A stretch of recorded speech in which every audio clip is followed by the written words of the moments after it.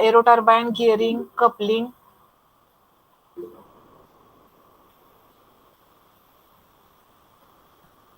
aero turbine, gearing, coupling, electrical generator, controller. These are the basic components of wind energy. तर आपल्याला या chapter मध्ये आता next बघायचंय horizontal axis wind turbine. So in short,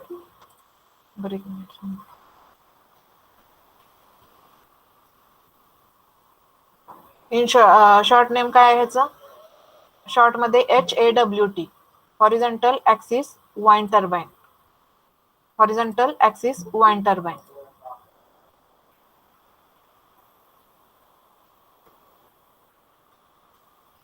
So previous lecture we have seen horizontal axis wind turbine. So in that horizontal axis wind turbine we have seen this diagram: rotor with blades, electromagnetic brakes, mechanical brake, gearbox, generator, flap or tail vane, tower top, shaft and controller. These are the names of horizontal axis wind turbine. आणि आपण मॅकले बघितलं तर निखिलने सांगितलं होतं, बरोबर आहे. तर काय ते एक केसिंग आहे, ह्या केसिंग मध्ये जे तुमच्या मेकॅनिकल ब्रेक असेल, गिअर बॉक्स असेल, त्यासाठी जे केसिंग यूज करतो आपण त्याला मॅकले म्हणतो. आणि त्याची position according to the axis असते. अकॉर्डिंग टू द ऍक्सिस म्हणजे सपोज इफ वी आर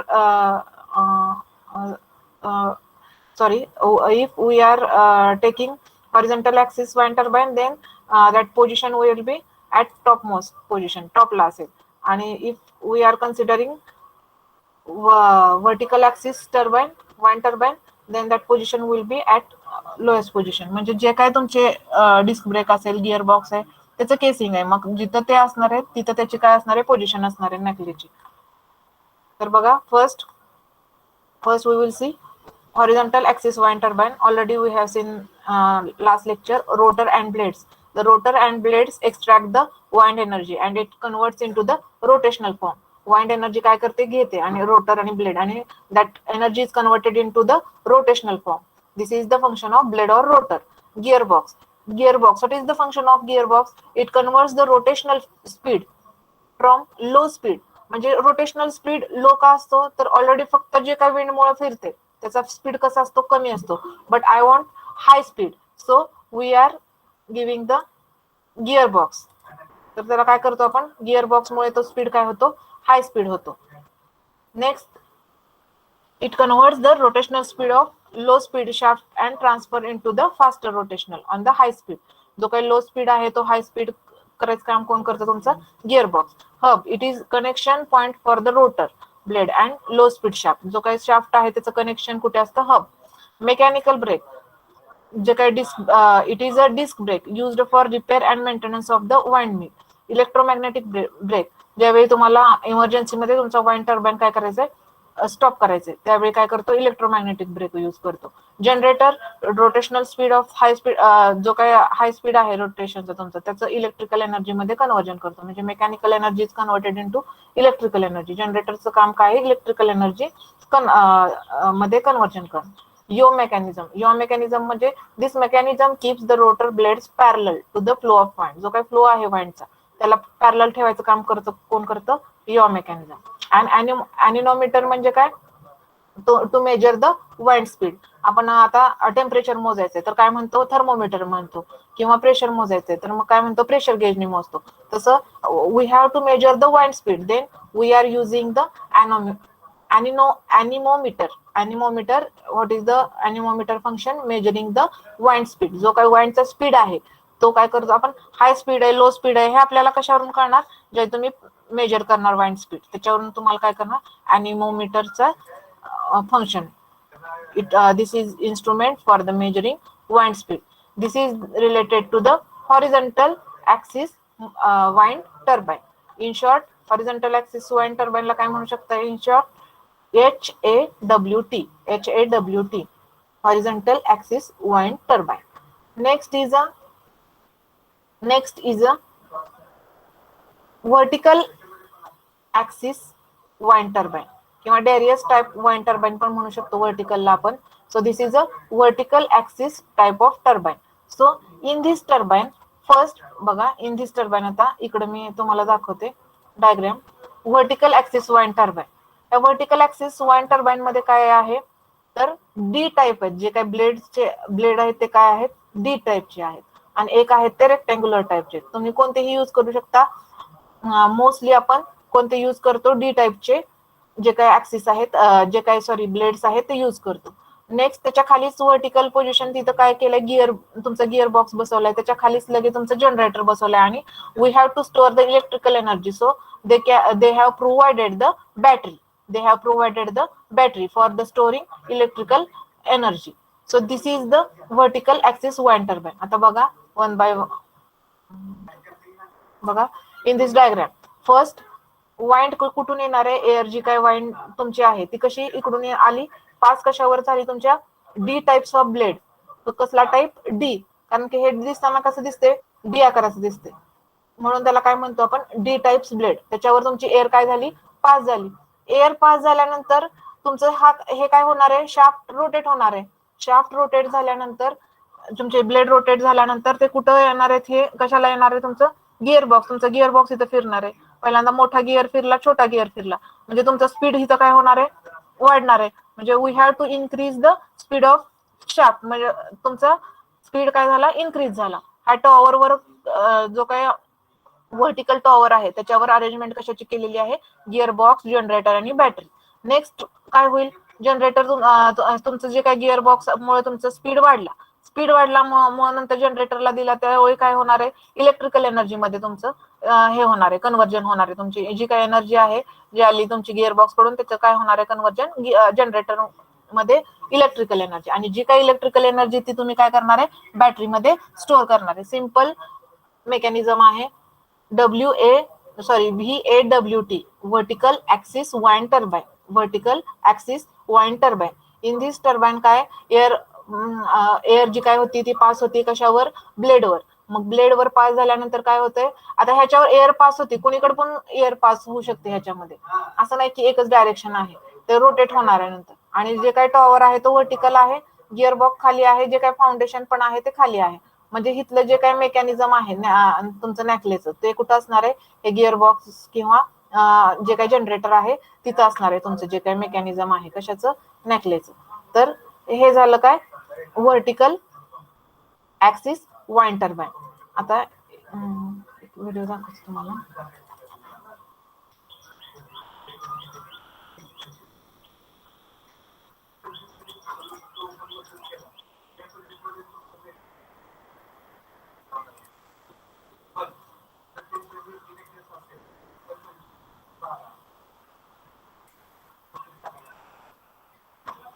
बघा दिसतंय का, अॅनिमेशन बघा त्याचं. एअर फ्लो जो काय आहे तो एअर पास झाली कशावर, तुमच्या ब्लेडवर. ज्यावेळी एअर ब्लेडवर पास झाली त्यामुळे काय झालं, तुमचं ब्लेड्स जे काय आहे ते रोटेट व्हायला लागले, किंवा फिन पण म्हणू शकता त्याला. ते काय झाले, रोटेट झाले. रोटेट झाल्यामुळे जो काही तुमचा ऍक्सिस आहे, जो काही तुमचा शाफ्ट आहे तो काय झाला, रोटेट झाला. आणि त्याची एनर्जी कशाला मिळाली, तुमचे गिअर बॉक्स मुळे अजून पुढे काय झालं, गिअर बॉक्स मुळे अजून त्याचं रोटेशन काय होते, फास्ट होते. आणि ते झाल्यानंतर तुमचं कशाला जाते, जनरेटर. आणि जनरेटर मधून तुमची काय होते, इलेक्ट्रिकल एनर्जी जनरेट होते. तर हे झालं काय त्याचं अॅनिमेशन. तर कसं ऍक्च्युअल वर्क करतं, अजून एक व्हिडिओ बघा वाटलं काय.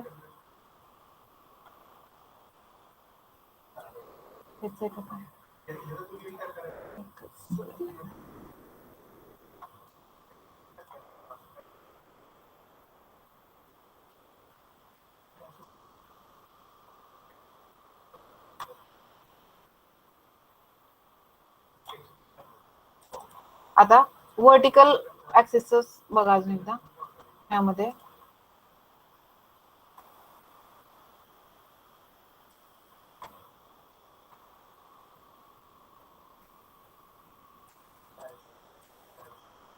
बघा एअर काय झाली, पास झाली कशावर, तुमच्या ब्लेड्सवर. एअर पास झाल्यानंतर हे काय होणार आहे, रोटेट होणार आहे. हे काय होणार आहे, परत रोटेट होणार आहे. हे रोटेट झालं. हे रोटेट झाल्यामुळे तुमचा शाफ्ट काय होतोय, शाफ्ट पण काय होतोय, फिरला जातोय. अपर जो काय हब आहे त्याच्यावर तुमचं शाफ्ट ज्याला हे केलंय आपण, जे ब्लेड त्याच्यावर आहेत त्याच्यामुळे खाली येणार आहे. खाली नंतर काय होणार आहे तुमचा गिअर बॉक्स पण रोटेट होणार आहे त्याच्यामुळे. बघा दिसते का गिअर बॉक्स रोटेट झालेला. गिअर बॉक्स रोटेट झाल्यावर आधी मोठा गिअर तुमचा रोटेट झाला म्हणजे गिअर रोटेट झाले आणि ते गिअर कशाला परत दिलो आपण जनरेटरला दिले. मग जनरेटर कडून काय होणार आहे तुमचं इलेक्ट्रिकल एनर्जी तुम्हाला जे काय तुमचं आउटपुट आहे की electrical energy we have to convert कोणती energy kinetic energy into mechanical energy, mechanical energy into electrical energy आणि जी काही इलेक्ट्रिकल एनर्जी आहे ती कशामध्ये होते बॅटरीमध्ये स्टोअर होते. हे ग्राउंडला इथं काय आहे फाउंडेशन आणि त्याच्यावर काय आहे टॉवर आणि टॉवरवर तुमचे जे काही शाफ्ट आहे त्याच्यावर तुमचे ब्लेड्स आहेत ते काय होत आहेत रोटेट होते. कळालं सगळ्यांना वर्किंग व्हर्टिकल ऍक्सिस आणि हॉरिझॉन्टल ऍक्सिस कळालं का? कळालं व्हर्टिकल ऍक्सिस कसं वर्क करतं कळालं का? हो पण नाही पण नाही म्हणत. हॅलो प्रेम चव्हाण कळालं का वर्किंग? ओके बघा नेक्स्ट हे आहे काय व्हर्टिकल ऍक्सिस आणि हॉरिझॉन्टल ऍक्सिस. हॉरिझॉन्टल ऍक्सिसचं आपण बघितलं मागच्या लेक्चरला. आता आपल्याला बघायचंय what is the difference between vertical axis and horizontal axis. What is the difference between vertical axis and horizontal axis. काय असणार आहे डिफरन्स दोघांमधला? What is the difference between horizontal axis wind mill आणि व्हर्टिकल ऍक्सिस वाइंड मिल किंवा turbine म्हणा. काय असणार आहे difference? Wind can take only front side, it must be perpendicular to the blade. Wind जे आहे ते एकाच साइडनी ह्यामध्ये येते कशामध्ये हॉरिझॉन्टल मध्ये. व्हर्टिकल मध्ये गोल फिरणार आहे त्यामुळे वाइंड कुणीकडून जरी आली तरी from any side we can take the wind from for vertical axis wind mill. मग हॉरिझॉन्टल मध्ये काय आहे एका साइड कडून येते आणि ती काय पाहिजे परपेंडिक्युलर टू द ब्लेड पाहिजे तर ते काय होणार आहे ब्लेड तुमचं फिरणार आहे. वाइंड आणि व्हर्टिकल मध्ये कोणत्याही साइडनी जरी वाइंड आली तरी ते काय होणार आहे रोटेट होणार. So this is first difference. What is first difference? Wind can take only front side, it must be perpendicular to the blade, and in vertical axis wind can take from any side. This is the first difference. Second difference is it is necessary to move the neckle according to the direction of wind. जे काय विंडची direction आहे त्याच्याप्रमाणे तुमचं नेकलेसची काय होणार आहे movement होणार आहे कशामध्ये हॉरिझॉन्टल ऍक्सिस मध्ये. पण इथं it is not necessary to move nacelle according to the direction of wind कारण की त्याची जी काय हे आहे पोझिशन ती कशा व्हर्टिकल मध्ये खाली आहे आणि हॉरिझॉन्टल मध्ये वरती आहे. वरती असल्यामुळे त्याला डायरेक्शन ऑफ वाइंड नुसार फिरावं लागते आणि इथे खाली असल्यामुळे जे काही ब्लेड्स आहेत ते तुमचे कुठे आहेत वरती आहेत त्यामुळं त्याला अकॉर्डिंग टू द मुवमेंट त्याला फिरावं लागत नाही व्हर्टिकल ऍक्सिस मध्ये. नेक्स्ट हॉरिझॉन्टल ऍक्सिस मध्ये yaw mechanism is required. Compulsory yaw mechanism कशामध्ये पाहिजे तुम्हाला हॉरिझॉन्टल ऍक्सिस मध्ये पाहिजे आणि इकडं yaw mechanism is not required. इकडं काय आहे yaw mechanism is not required. Next is nacelle is supported at the top of tower. ह्याच्यामध्ये टॉप ऑफ टॉवरला नेकले आहे कशामध्ये हॉरिझॉन्टल मध्ये आणि व्हर्टिकल ऍक्सिस मध्ये nacelle is supported on the foundation of ground. जे काही ग्राउंडचं फाउंडेशन आहे त्याच्यावरती आहे तो काय आहे व्हर्टिकल ऍक्सिस मध्ये नेकलेची पोझिशन आहे आणि ह्याच्यामध्ये जे आहे ती टॉप ऑफ टॉवर आहे. Next is tower must be very strong. Tower कसा पाहिजे व्हेरी स्ट्रॉंग आणि इकडं comparatively tower is less strong कारण की इकडं सगळं पूर्ण जे काय अरेंजमेंट करतोय आपण ती कशावर डिपेंड आहे टॉवरवर डिपेंड आहे आणि इकडे थोडासा कमी असला तरी चालतो कारण की इथं जे काय आहे ते फाउंडेशनला खाली बऱ्यापैकी तुमचं हे आहे कशामध्ये व्हर्टिकल मध्ये पण हॉरिझॉन्टल मध्ये तुम्हाला सगळं टॉपला आहे त्यामुळे सगळ्यात जास्त स्ट्रॉंग तुमचा टॉवर पाहिजे कशामध्ये हॉरिझॉन्टल ऍक्सिस वाइंड मिल मध्ये. Next is efficiency is more. हॉरिझॉन्टलची इफिशियन्सी काय आहे मोर आहे than the vertical. Efficiency is less. Next cost is more. हॉरिझॉन्टलची कॉस्ट कशी आहे मोर आहे. व्हर्टिकलची कॉस्ट कशी आहे लेस आहे. Rotor axis is horizontal. जो काय ऍक्सिस आहे रोटरचा तो कसा आहे हॉरिझॉन्टल मध्ये हॉरिझॉन्टलचा असणार आहे आणि जो काय व्हर्टिकल मध्ये आहे रोटर तो व्हर्टिकल असणार आहे. नेक्स्ट टाइप्स प्रोपेलर टाइप किंवा मल्टीब्लेड टाइप्स आणि इकडे जो आहे तो डॅरियस टाइप किंवा सेओनियस टाइप. जे काही ब्लेडच्या ह्याच्यावरून क्लासिफिकेशन पडलेलं आहे कोणते ब्लेड वापरतो आपण तर त्याच्यावरून इथं प्रोपेलर टाईप किंवा मल्टीब्लेड टाईप आहे, हॉरिझॉन्टल मध्ये यूज करू शकतो. आणि व्हर्टिकल मध्ये डॅरियस टाईप किंवा 7 इयर्स टाईपचे हे यूज करतो आपण ब्लेड्स. तर this is the difference between horizontal axis windmill and vertical axis windmill. First is wind can take only front side. It must be perpendicular to the blade. Vertical axis wind can take from any side. Second difference, it is necessary to move the knackle according to the direction of wind. It is not necessary to move the knackle according to the direction of wind in vertical. Next, in horizontal, yaw mechanism is required. In vertical, yaw mechanism is not required. In horizontal, knackle supported at the top of tower. In vertical, knackle supported on the foundation on ground. Next, in horizontal, tower must be very strong. In vertical, comparatively, tower is less strong. Efficiency of horizontal axis windmill is more.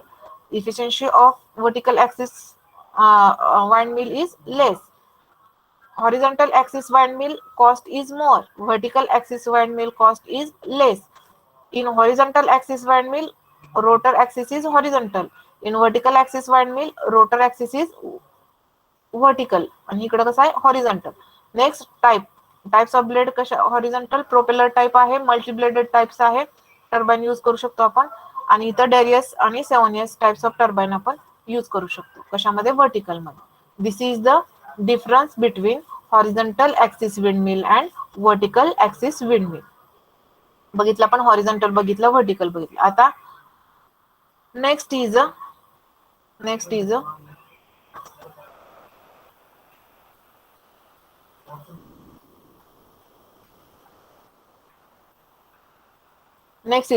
what is the power coefficient and Bett's limit with respect to the wind energy. Bett's limit आणि power of coefficient कशाला म्हणायचं. So what is mean by power coefficient? Power coefficient is defined as the ratio of total maximum power available in the wind to the power delivered by the rotor. Maximum power जेवढी available आहे divided by जी काय power deliver केली wind, त्याचा ratio म्हणजे काय झालं power coefficient. So power coefficient CP is equal to total maximum power available in the wind divided by power delivered by the rotor. Power delivered by the rotor. So this is the power coefficient. And what is mean by Bend's limit? ह्याच्यामध्ये काय असतं in turbine all wind power cannot be captured by rotor. जो काही rotor फिरतोय त्याच्यामुळे सगळंच जी काही wind आहे ती कॅप्चर होती का, कुठून तर वारा दुसरीकडून पण निघून जाऊ शकतो. म्हणजे wind power cannot be captured all wind. So if this is happen, then air would be completely still behind the rotor and not allow more wind to pass through. म्हणजे जी काय तुमची विंड आहे ती काय असणार आहे तुमच्या रोटरच्या मागे पण असू शकते. So this is not possible practically. Actually सगळी विंड कॅप्चर करणं पॉसिबल आहे का, ऍक्च्युअल प्रॅक्टिकली ते पॉसिबल नाही. So therefore efficiency of wind turbine जी काही इफिशियन्सी आहे वाइंड टर्बाइनची नेव्हर बी 100%. जी काय इफिशियन्सी ऑफ वाइंड टर्बाइन आपण म्हणतो ती काय 100% नसते, कारण की आपण सगळी जे काय एनर्जी आहे विंडची ती काय आपण कॅप्चर करू शकत नाही, त्यामुळे ती 100% नसते. So next, therefore the efficiency of wind is never be 100%. It's always limited to the certain limit. काहीतरी लिमिट आहे त्याला. And this limit of efficiency of the wind turbine is called as Bend's limit. त्याला काय म्हणायचं, beds limit म्हणायचं. म्हणजे जी काही efficiency आहे ऍक्च्युअल 100% नाही आहे. प्रॅक्टिकली विचार केला तर कोणतेही जे काही ब्लेड्स आहेत ते ऍक्च्युअल आपण वाइंड काय करू शकत नाही, कॅप्चर करू शकत नाही. So actual theoretical limit of rotor efficiency is 59%. And most modern, जर सपोज अजून तुम्ही मॉडर्न वाइंड टर्बाइन वापरत असाल तर त्याची किती रेंज 35 to 45% रेंज आहे इफिशियन्सीची. So this is the 59%. लक्षात ठेवा, theoretical limit of the rotor efficiency is 59%. आणि wind turbine are in range of 35 to 45% range मध्ये असतात. This is the bend limit. Bend limit मध्ये एवढंच लक्षात ठेवायचं की म्हणजे 100% इफिशियन्सी कधीच नसते. आपण सगळी जी काही विंड पॉवर आपण कॅप्चर करू शकत नाही. सो त्यासाठी जे काही लिमिट आहे त्याला काय म्हणायचं, बेंड लिमिट. आणि ते किती आहे 59% पर्यंत तुमची इफिशियन्सी असते. ऍक्च्युअल मध्ये 100% इफिशियन्सी नसते. wind turbine. Up to this any doubt. Coefficient of power of coefficient म्हणजे सीपी. त्यामध्ये power of coefficient is defined as जी काय टोटल मॅक्झिमम पॉवर अवेलेबल आहे डिवायडेड बाय जी काय पॉवर डिलिव्हर वाइंडने केली, म्हणजे rotor wind to the power delivered by rotor, जे काय रोटरने डिलिव्हर केली पॉवर ते त्याचा रेशो म्हणजे काय झालं power coefficient. So this is what is mean by power coefficient. विचारू शकतात. Formula CP is equal to total maximum power available in wind divided by power delivered by the rotor. This is the power coefficient.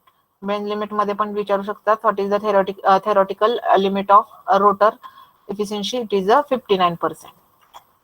Up to this any doubt? Up to this any doubt? काय doubt आहे का इथपर्यंत?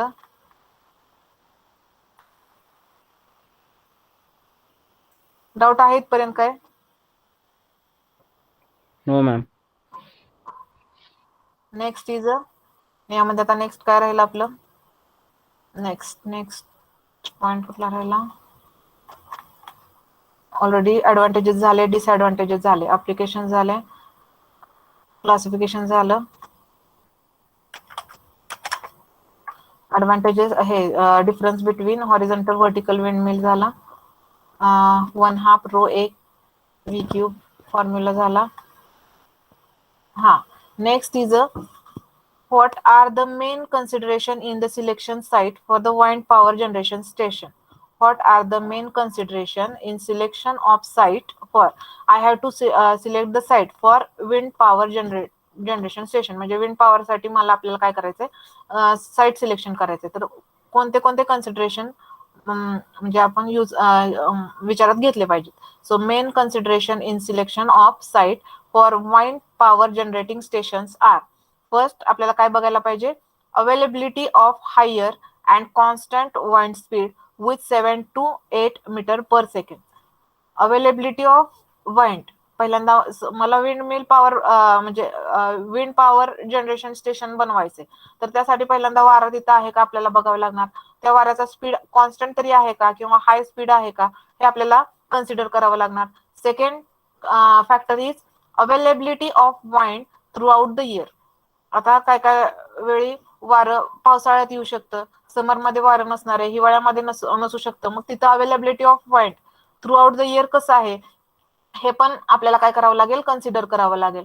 Next proper altitude of site. साईटचं altitude तुम्हाला लक्षात घ्यावं लागेल की ते प्रॉपर आहे की नाही. Next availability of sufficient land for installing wind mill. Space जे आहे किंवा लँड आहे त्याचं सफिशियंट म्हणजे इन्स्टॉल तुमचं वाइंड मिल तिथे होऊ शकतं का. सर त्यासाठी लँड रिक्वायर्ड कशी पाहिजे तुम्हाला लँड, त्याच्यासाठी तुम्ही जे काही इन्स्टॉल करणार आहे वाइंड मिल त्यासाठी सफिशियंट लँड आहे का, किंवा हे अवेलेबिलिटी ऑफ लँड तुम्हाला पाहावं लागेल. Next is a connectivity to electric grid.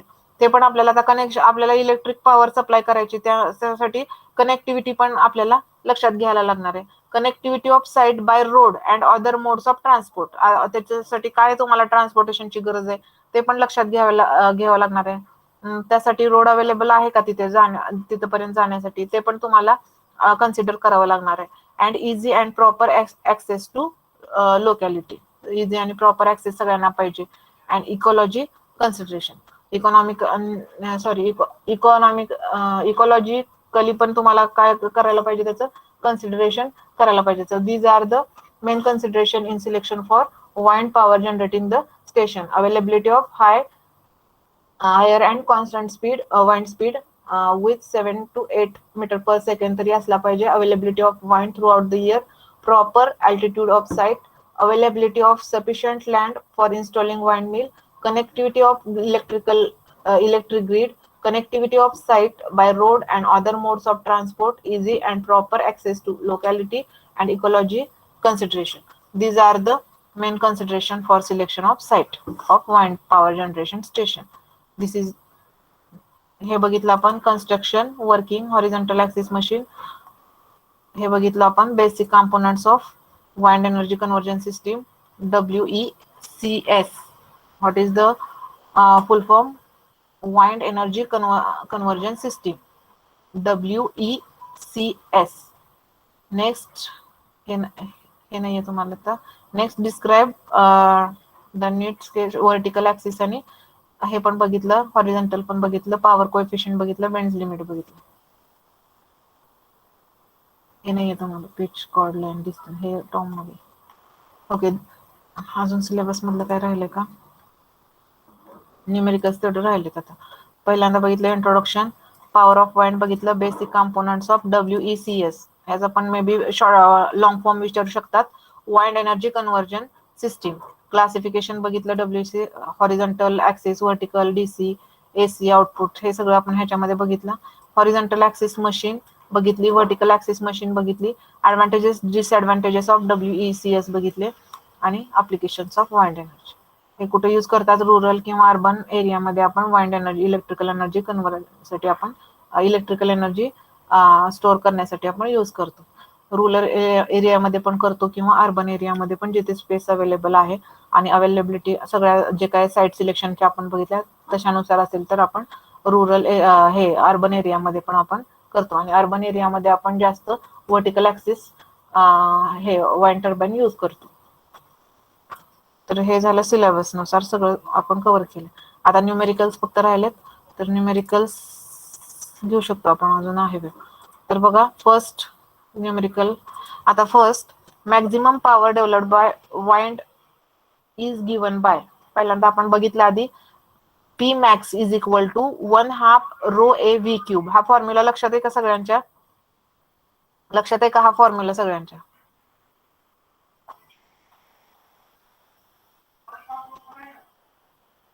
Formula लक्षात आहे का हा?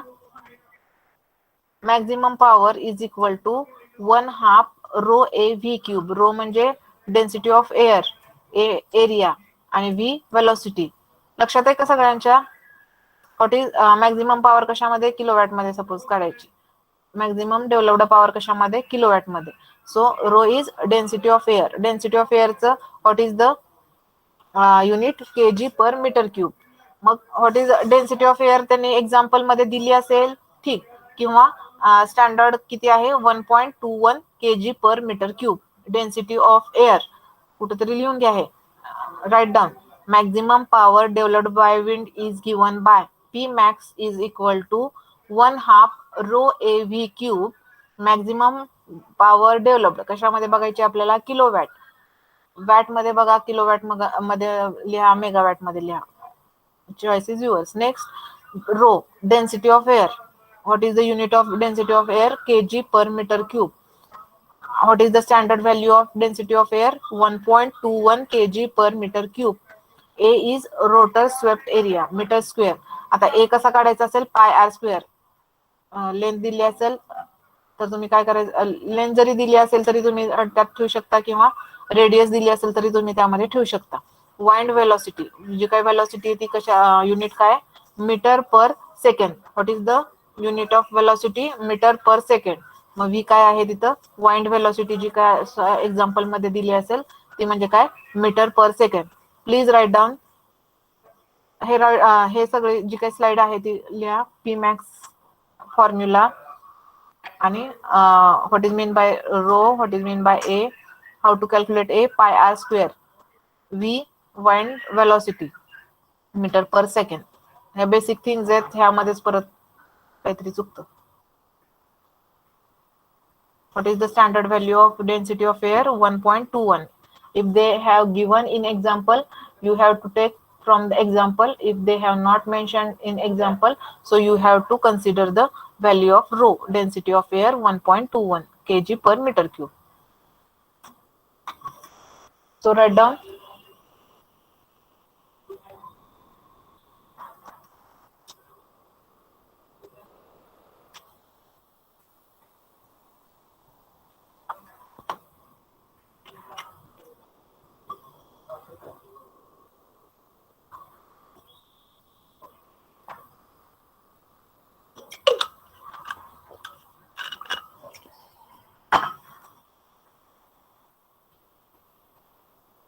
Is it over? Yes, ma'am. Next, please Yes, write down ma'am. first example. Example. ठीक है. Please write down the example. First, determine the power in wind if the wind speed is 20 meter per second and blade length is 50 meter, air density rho is 1.23 kg per meter. एक minute kg per meter cube, kg per meter cube, kg per meter cube air density. बघा, determine the power in wind if wind speed किती दिलाय v, velocity किती आहे 20 metre per second, 20 metre per second, and blade length is 50 meter, air density rho is 1.23 kg per meter cube. So we have to calculate first area. Area A is equal to pi r square. So A is equal to 3.14, पाय ची value घ्या into 50 चा square किती झाला 2500. बघा, what is the formula for A is equal to pi r square. पायची value घेतली 3.14 into R square 50 square, काय आलं A is equal to pi into 2500. 50चा स्क्वेअर किती 2500. नेक्स्ट या दोघांचं मल्टिप्लिकेशन करा 3.14 इंटू 2500 किती आलं 7850 मीटर स्क्वेअर. एरिया आहे तो मीटर स्क्वेअर मध्ये येणार. So this is the area. आता आपल्याला काय त्यांनी विचारले determine the power in wind, power विचारले. So what is the formula of power, power is equal to 1/2 rho A V cube.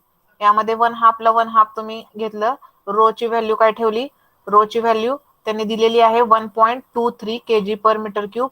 तर 1.23 तुमची व्हॅल्यू रो ची ठेवली.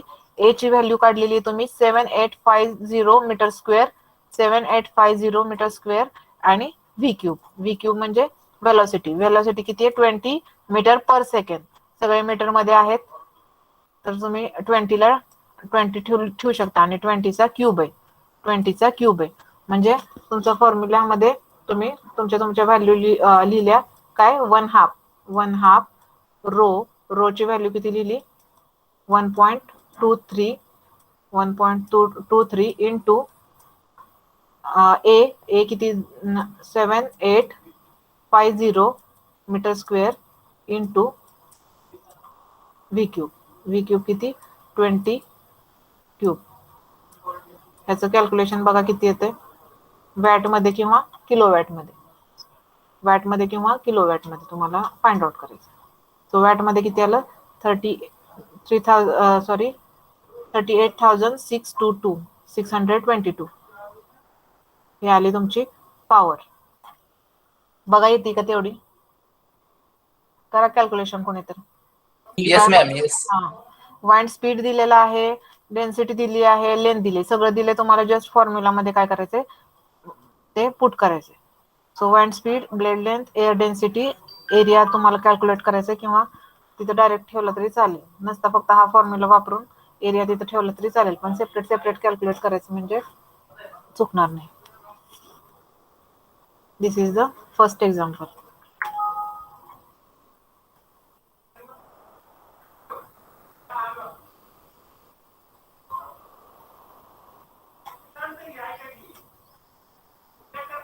Write down second example. A wind turbine travels with the speed is 10 meter per second. Speed दिलाय 10 meter per second and has blade length of 20 meter. Blade length किती दिली 20 meter. So determine wind power. You have to find out the wind power. They have not given rho, so you have to consider what is the standard rho value and solve the problem. First find out the area, then write down the maximum power formula and put the values and give the answer. Solve the example.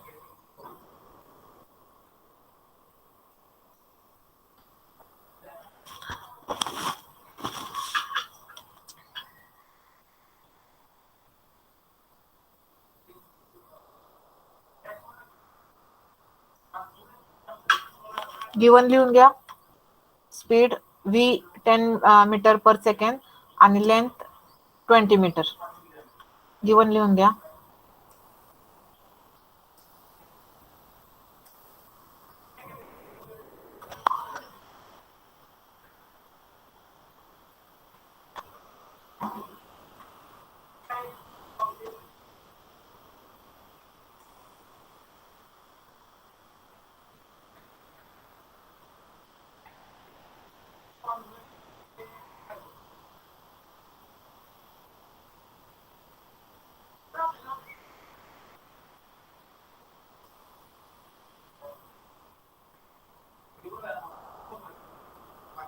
पुढचा response कसं काय मिळाला?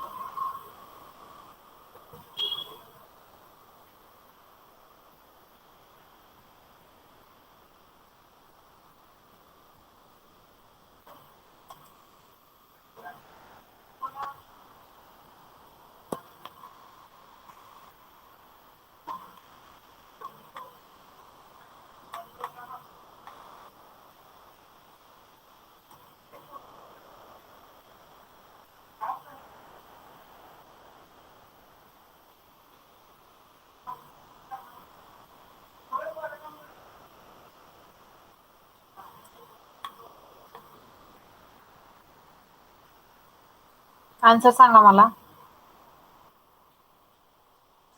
Question, madam, एकदा.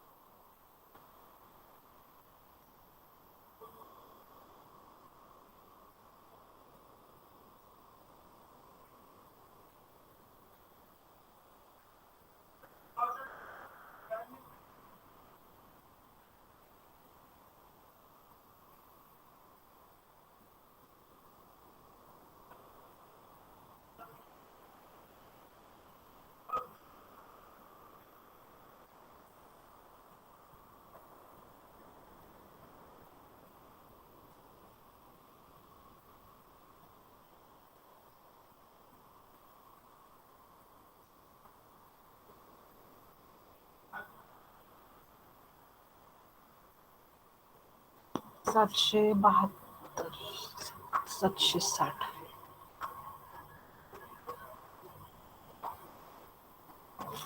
एक जण सोडवतात का problem फक्त, बाकी नाही कोणाच काय आलं? प्रॉब्लेम सॉल्व्ह करून मला स्कॅन करून हे फोटो काढून पाठवायचं त्याचा आता लगेच. आन्सर आलेला सगळ्यांचे जेवढे प्रेझेंट आहे ज्याचं येईल त्याची प्रेझेंटी मांडणार आहे मी.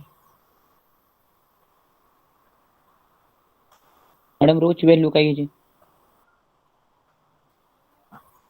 काय सांगितली स्टँडर्ड रोची व्हॅल्यू? 1.23.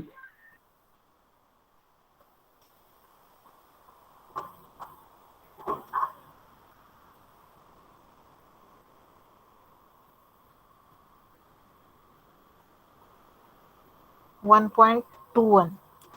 23 घ्या आता. ठीक आहे, घेतली तर 21 जिथं दिली नाही तिथं 1.21 घ्यायची. 23 घेतली चालेल. मागच्या प्रॉब्लेमची घेतली तुम्ही.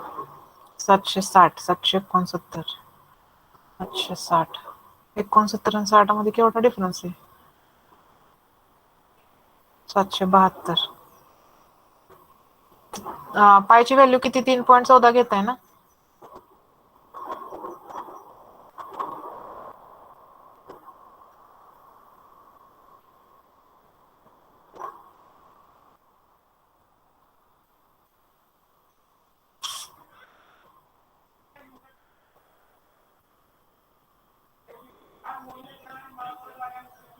Kilowatt 760.261 kilowatt. ओके. 769. आता कोणाचं बरोबर आहे आणि कोणाचं चुकलंय?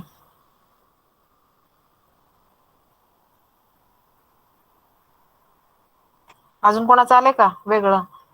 761, 762, 69 पर्यंत ऑलरेडी गेले.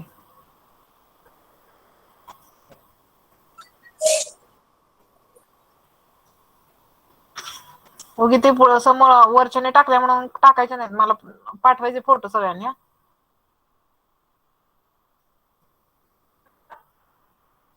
हे एक्झाम्पल येऊ शकतं, ह्यात काय नाहीये. ह्याला एक्झामला MCQ type.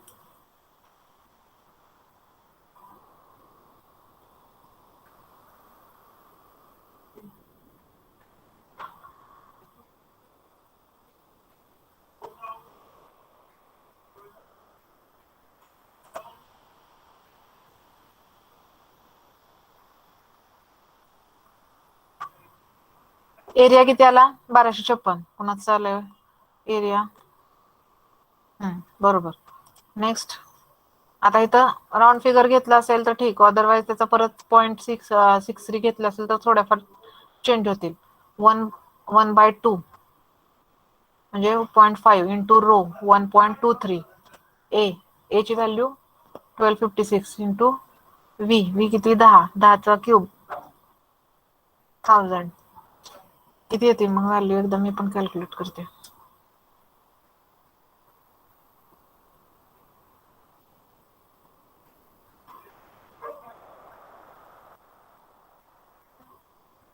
.5 into 1.23 into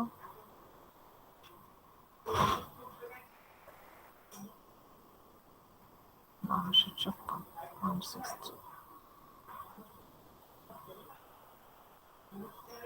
into 1000. 772.400 kilowatt. What is the value of P?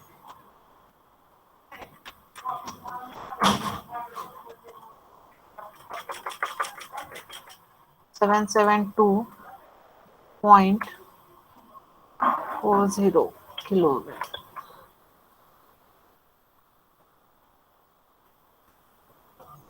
772 बरोबर आहे. बघा आता कोणाचं काय चुकलं. एरिया 1256 येतोय, बरोबर आहे. त्याचा स्क्वेअर वगैरे तर कुठे नाही यायचं आहे. ऑलरेडी एरिया जस्ट ठेवायचा आहे आपल्याला. व्ही क्यूब 1000 येतो. सिम्पल सरळ सरळ कॅल्क्युलेशन आहे. 760 कसं काय आला? काय काय केलं तुम्ही 760 वाले? मॅडम तिथं पायची रोजचं व्हॅल्यू घेतल्यावर 14 तसं होतं. डायरेक्ट पाय. हा, रोच्या व्हॅल्यूमुळे पण फरक पडला असेल. एका कोणी आता इथं रोची व्हॅल्यू 1.23 घेतली काय? ओके. 1.21 घेतली तर 760 येते. हा, ओके तेच बरोबर आहे. मग ठीक आहे, काय प्रॉब्लेम नाही. दिली असेल हे घ्या, नसेल तरी ती घेतली तरी चालेल.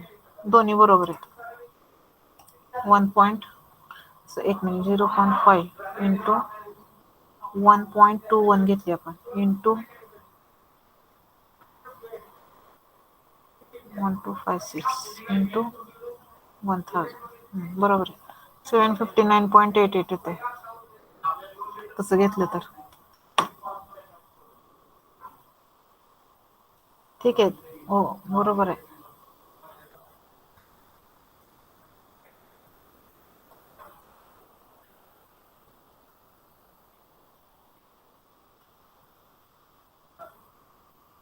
Okay, thank you.